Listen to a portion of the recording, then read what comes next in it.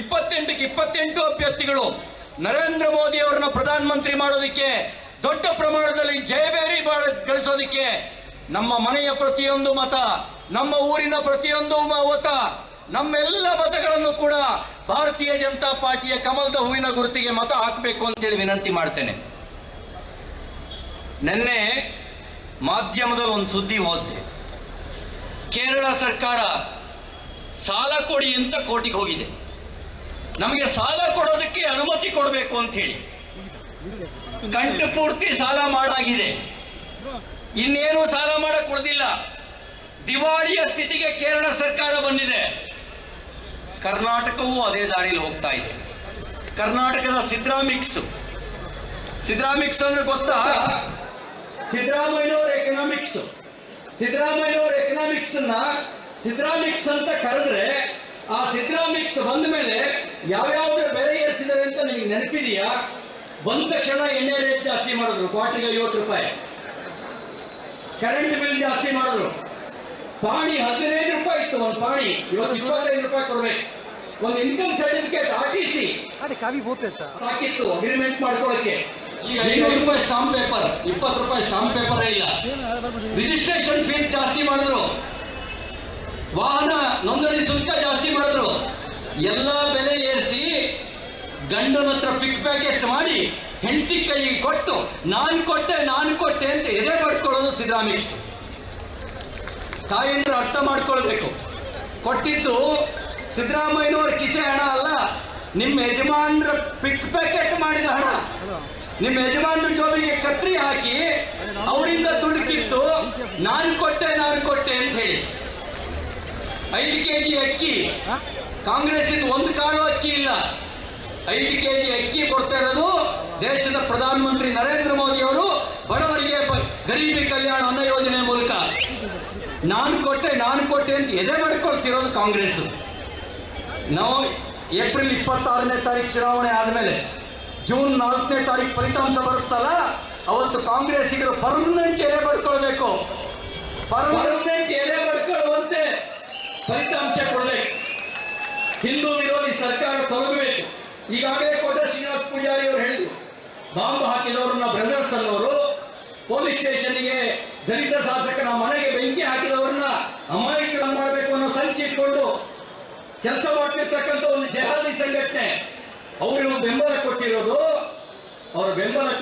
ಭಾಜಪಕ್ಕಲ್ಲ, ಅವ್ರ ಬೆಂಬಲ ಕೊಟ್ಟಿರೋದು ಕಾಂಗ್ರೆಸ್ಗೆ. ಇದನ್ನ ಅರ್ಥ ಮಾಡ್ಕೊಳ್ಬೇಕಾದ ಅವಶ್ಯಕತೆ ಇದೆ. ಕಾಂಗ್ರೆಸ್ ನ ಗೆಲುವನ್ನ ಪಾಕಿಸ್ತಾನ ಸಂಭ್ರಮಿಸುತ್ತೆ, ಕಾಂಗ್ರೆಸ್ನ ಗೆಲುವನ್ನ ಪಾಕಿಸ್ತಾನ ಜಿಂದಾಬಾದ್ ಅಂತ ಹೇಳಿ ಸಂಭ್ರಮಿಸ್ತಾರೆ. ಅದಕ್ಕೆ ನಾನು ನಿಮ್ಮ ಹತ್ರ ವಿನಂತಿ ಮಾಡ್ತೇನೆ, ಕೇಸರಿ ಗಾಳಿ ಅದು ಮನೆ ಮನೆಗೂ ತಲುಪಿಸ್ತೀರಾ? ಇನ್ನೊಮ್ಮೆ ಬಿಸಿ ಕೇಸರಿ ಗಾಳಿ ಎಲ್ಲಿಗೆ ತಲುಪಬೇಕು? ಮನೆ ಮನೆಗೆ ತಲುಪಬೇಕು. ಒಂದೊಂದು ಓಟು ಮುಖ್ಯ, ಒಂದೊಂದು ಸೀಟು ಮುಖ್ಯ. ಒಂದು ಓಟಿಂದ ಒಂದು ಸೀಟ್ ಬರುತ್ತೆ, ಒಂದು ಸೀಟಿಂದ ಒಂದು ಸರ್ಕಾರ ಉಳಿಯುತ್ತೆ.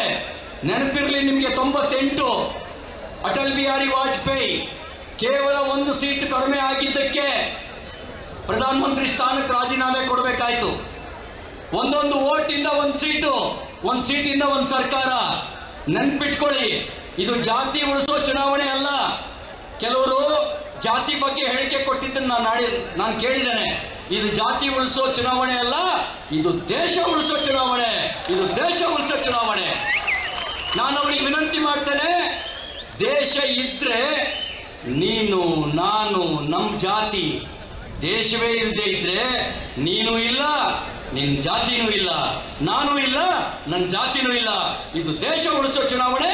ದೇಶ ಉಳಿಸುವ ನೇತೃತ್ವ ನರೇಂದ್ರ ಮೋದಿ ಅವರ ಕೈಗಿರಬೇಕು. ದಕ್ಷಿಣ ಕನ್ನಡದ ನೇತೃತ್ವ ಅದು ಕ್ಯಾಪ್ಟನ್ ಬ್ರಿಜೇಶ್ ಚೌಟ ಅವರ ಕೈಗಿರಬೇಕು. ಉಡುಪಿ ಚಿಕ್ಕಮಗಳೂರಿನ ನೇತೃತ್ವ ದೇವಸ್ಥಾನದ ಪೂಜಾರಿ ಅಲ್ಲ, ಬಡ ಜನರ ಪೂಜಾರಿ, ಜನರ ಪೂಜಾರಿ ನಮ್ಮ ಕೋಟಾ ಶ್ರೀನಿವಾಸ ಪೂಜಾರಿ ಅವರ ಕೈನಲ್ಲಿರಬೇಕು. ಅದಕ್ಕಾಗಿ ಭಾರತೀಯ ಜನತಾ ಪಾರ್ಟಿಯ ಕಮಲದ ಹೂವಿನ ಗುರುತಿಗೆ ಮತ ಹಾಕೋದ್ರ ಮೂಲಕ ಎಲ್ಲಿ ನಮ್ಮ ಮೈತ್ರಿ ಅಭ್ಯರ್ಥಿ ಇದ್ದಾರೆ ಅಲ್ಲಿ ಮೈತ್ರಿ ಪಕ್ಷದ ಚಿಹ್ನೆಗೆ ಮತ ಹಾಕೋದ್ರ ಮೂಲಕ ಬಿಜೆಪಿ ಮತ್ತು NDAಯನ್ನ ಗೆಲ್ಲಿಸೋದಕ್ಕೆ ಆಶೀರ್ವಾದ ಮಾಡಬೇಕು ಅಂತ ಹೇಳಿ ವಿನಂತಿ ಮಾಡಿ ಎಲ್ಲರಿಗೂ ಒಂದ್ಸಿ ನನ್ನ ಮಾತು ಮುಗಿಸ್ತೇನೆ. ಭಾರತ್ ಮಾತಾ ಕಿ. ಸುದ್ದಿ ಚಾನಲ್, ಕ್ಷಣ ಕ್ಷಣದ ಸುದ್ದಿಗಾಗಿ.